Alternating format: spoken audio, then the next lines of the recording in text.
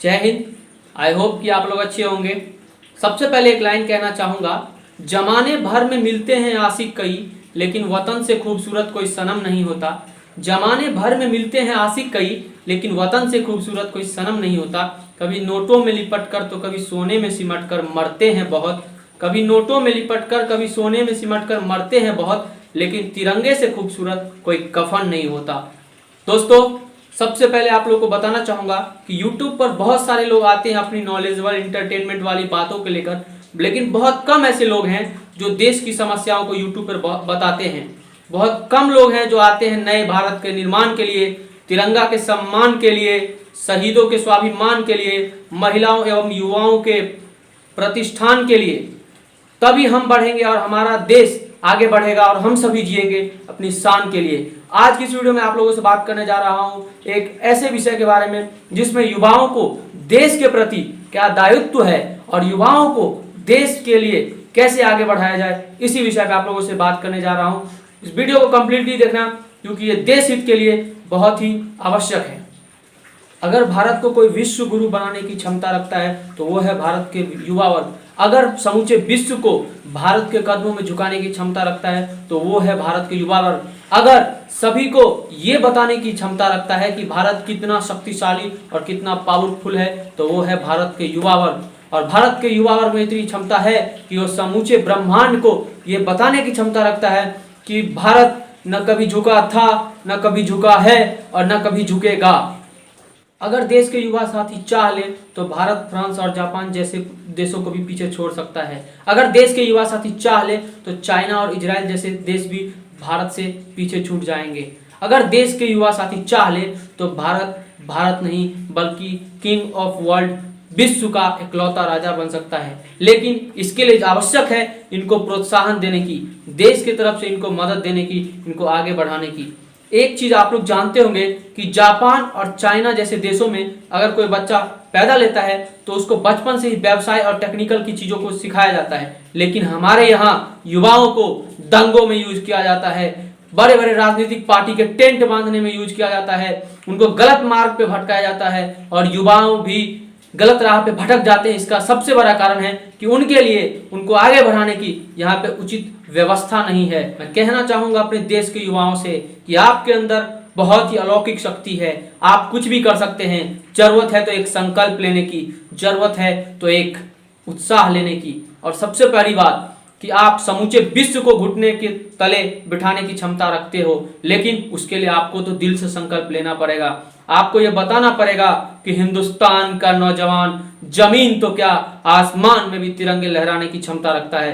कहना चाहूंगा आप सभी के लिए, युवाओं के लिए एक लाइन कि किसी को भरोसा है अपने विज्ञान पे तो किसी को भरोसा है अपने अनुसंधान पे, किसी को भरोसा है अपने विज्ञान पे, किसी को भरोसा है अपने अनुसंधान पे, लेकिन उनको क्या पता कि भारत को भरोसा है अपने नौजवान पे। कहना चाहूंगा अपने युवा साथियों से कि अगर आपने संकल्प ले लिया, अगर आपने देश में देशभक्त वाली माहौल बना दिया तो यकीन कीजिए ये देश हमारा बहुत ही ऊंचे कदमों पे जाएगा। आप ये सोचिए कि कोई भी जन्म से चंद्रशेखर आजाद, भगत सिंह और सुभाष चंद्र बोस और उनके साथ साथ स्वामी विवेकानंद बन के कोई पैदा नहीं होता।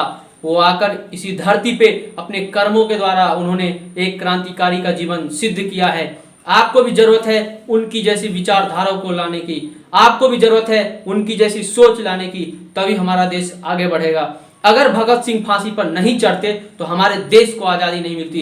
अगर चंद्रशेखर आजाद परिवार की चिंता किए बिना देश के लिए नहीं लड़ते तो हमें आजादी नहीं मिलती। अगर सुभाष चंद्र बोस विश्व में भ्रमण नहीं करते आजादी के लिए, आजाद हिंद फौज नहीं बनाते तो हमें आजादी नहीं मिलती। अगर स्वामी विवेकानंद शिकागो नहीं जाते तो अमेरिका को और पूरे विश्व को यह पता नहीं चलता कि भारत क्या है और भारत की संस्कृति क्या है। अगर रामेश्वरम का एक छोटा सा बंदा, एक गरीब परिवार का बंदा ये नहीं सोचता कि भारत को आसमान में कैसे ले जाना है तो वो बंदा कभी मिसाइल मैन नहीं बनता। उन सब ने लिया तो एक संकल्प, और आपको भी लेना है एक संकल्प, तभी हमारे देश के विकास में आप सभी का उचित योगदान होगा। इसलिए आप सभी चाहे जिस भी फील्ड में हो, मेहनत और ईमानदारी से अपना काम कीजिए। चाहे आप आईएएस हो, चाहे पॉलिटिशियन हो, चाहे स्टूडेंट हो, चाहे डॉक्टर हो, चाहे इंजीनियर, फर्क नहीं पड़ता। फर्क पड़ता है तो आपकी ईमानदारी से, आपकी निष्ठा से। आप किसी गरीबों के आंसुओं को पोंछने लायक बनिए, किसी बूढ़े का सहारा बनिए, किसी महिलाओं का सम्मान बचाने वाले व्यक्ति बनिए, तब आप भी किसी के लिए मिसाल बन सकते हैं। क्योंकि ये बताना चाहूंगा कि ये सब चीजें हमारे देश के लिए बहुत ही आवश्यक है, क्योंकि अगर हम ये सब चीज करेंगे तो हम तो मिसाल बनेंगे ही, साथ ही साथ उन लोगों के लिए भी अच्छा योगदान होगा। जरूरत है आपको शहीदों के परिवार के लिए मदद करने की, जरूरत है आपको अपने साथी की मदद करने की, जरूरत है आपको 20 करोड़ भूखे नंगे भारतीयों को मदद करने की जो दिन रात अपना जीवन फुटपाथ और सड़कों पे बिताते हैं।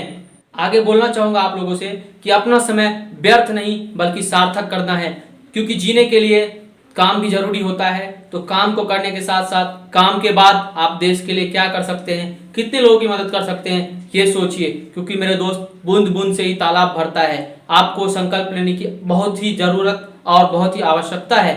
आप नो प्रॉब्लम, एंटरटेनमेंट में अगर आपको मजा लगता है तो वो करो, पढ़ने में मजा लगता है वो करो, खेलने में मजा लगता है वो करो, ऐसी हर चीज करो जिससे देश का नुकसान ना हो। लेकिन उसके बाद समय निकाल के आप ये सोचो कि देश के लिए और देश के गरीबों, मजदूरों और जितने भी लोग हैं कि देश के विकास के लिए सिंपल आप कितना योगदान दे सकते हैं।